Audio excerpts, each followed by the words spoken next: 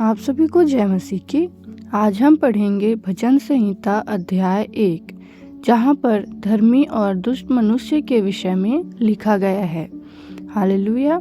इससे पहले यदि आप इस चैनल पर नए हैं तो इस चैनल को सब्सक्राइब जरूर करें और बेल आइकॉन को जरूर दबाएं ताकि आगे की जितने भी वीडियोस हम डालते रहे हैं वो आपको मिलती रहे। हालेलुया। चलिए पढ़ते हैं। यहाँ पे लिखा, क्या ही धन्य है वह पुरुष जो दुष्टों की युक्ति पर नहीं चलता। What does it means?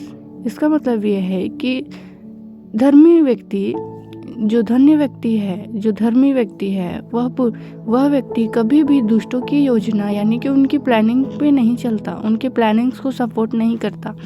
धर्मी व्यक्ति कभी भी दुष्ट लोगों की युक्तियों को सपोर्ट नहीं करता और न ही उनके मार्ग में चलता है और न ही उनकी योजनाओं में शामिल होता है।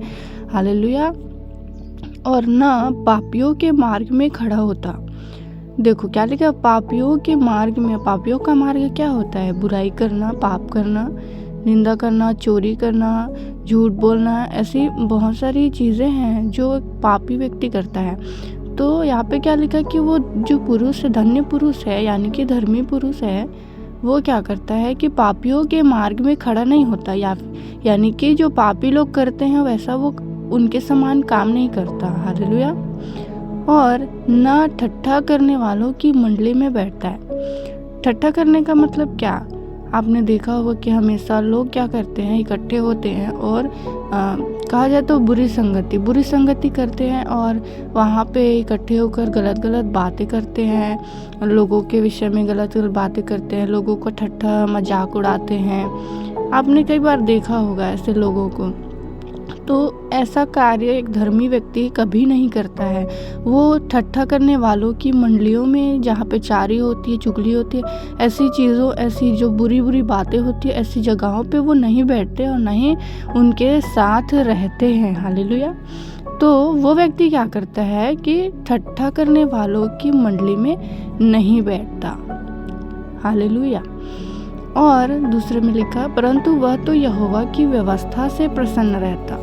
व्यवस्था अर्थात वचन, परमेश्वर के वचन से वो सदा प्रसन्न रहता है, परमेश्वर के वचन से वो खुश रहता, परमेश्वर के वचन पे वो ध्यान लगाए रहता है और वो इन सब चीज़ों के जो बुरी बातें हैं उन सब चीज़ों पे ध्यान नहीं करता, वरन परमेश्वर के वचन से उसको प्रसन्नता मिलती है, उस पर दिन रात। यहाँ पे लिखा, आगे जब हम पढ़ेंगे लिखा है कि और उसकी व्यवस्था पर वो रात दिन ध्यान करता रहता है। मतलब वो पहले तो परमेश्वर के वचन को पढ़ता है और उसको पढ़ने से ही उसको खुशी मिलती है और उसके व्यवस्था अर्थात उसके वचन पर ही उसका मन लगा रहता है और उसके वचन पर ही उसका ध्यान लगा रहता है और उसी पर दिन रात वह मनन करते रहता है। हालेलुया। और वह उस वृक्ष के समान है जो बहती नालियों के किनारे लगाया गया है और अपनी ऋतु में फलता है और जिसके पत्ते कभी मुरझाते नहीं। आपने देखा होगा कि जो नाली, यहाँ पे नाली का मतलब है जो नहर होता है ना, छोटा वाला नहर जो खेतों के किनारे में जो बना रहता है ताकि वहाँ से खेतों को पानी मिल सके, वहाँ की ज़मीन की सिंचाई हो सके। तो आपने देखा होगा कि जो पेड़ नहर या नालियों के किनारे लगा होता है वो हमेशा हरा भरा रहता है, वो कभी नहीं सूखता है, चाहे गर्मियाँ हो चाहे कुछ भी हो, लेकिन वो एक नाली के किनारे लगा रहता है, इसलिए वो कभी नहीं सूखता। और उसके पत्ते, यहाँ पे लिखा, वो अपनी ऋतु में फलता और उसके पत्ते कभी मुरझाते नहीं, उसका विश्वास कभी मुरझाता नहीं, उस व्यक्ति का विश्वास कभी मुरझाता नहीं। वो हमेशा पवित्र आत्मा से परिपूर्ण रहता है और हमेशा वो वचन से भरा हुआ रहता है और हमेशा हरा भरा रहता है। और यहाँ पे लिखा, इसलिए जो कुछ वह पुरुष करे वह सफल होता है। अब एक ऐसा व्यक्ति जो ना ही तो दुष्टों की युक्ति पर चलता है, ना ही उनके समान कार्य करता है, ना उनकी योजनाओं में शामिल होता, ना ठट्ठा करता, ना बुरी संगति में बैठता, ना गलत बातें करता, ना ही लोगों का मजाक उड़ाता, ना निंदा बुराई चुगली करता। और वो क्या करता? परमेश्वर के वचन पे ध्यान करता रहता, उसके वचन को पढ़ते रहता, उस पे मनन करते रहता और परमेश्वर की ओर ही अपने ध्यान को दिन रात लगाए रहता है।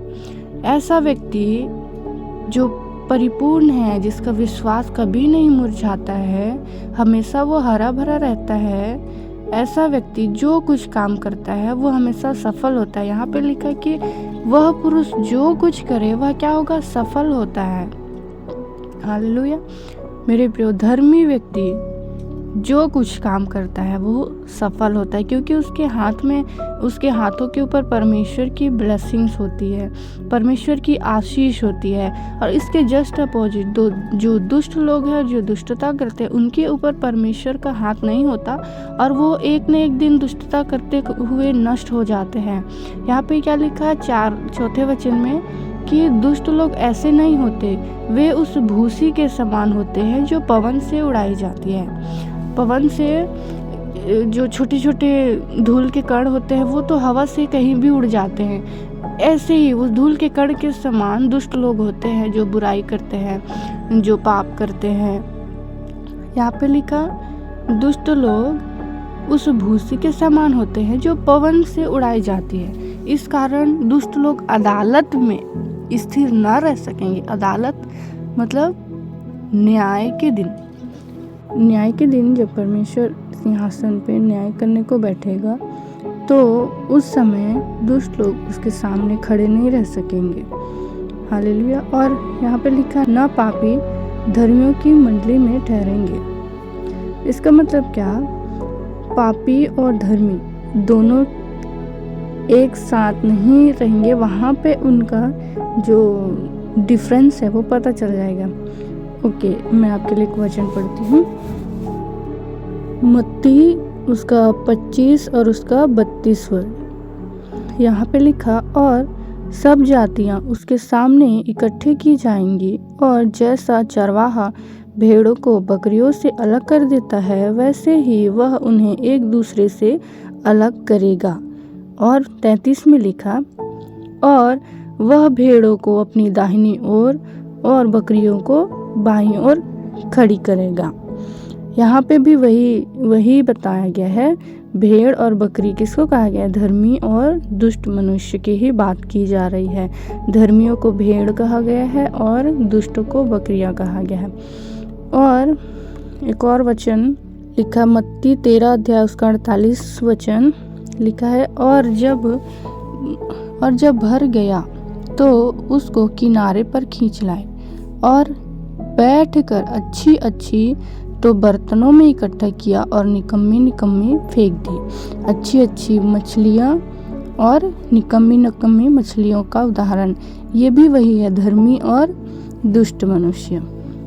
और लिखा लूका 3 का 17वां वचन।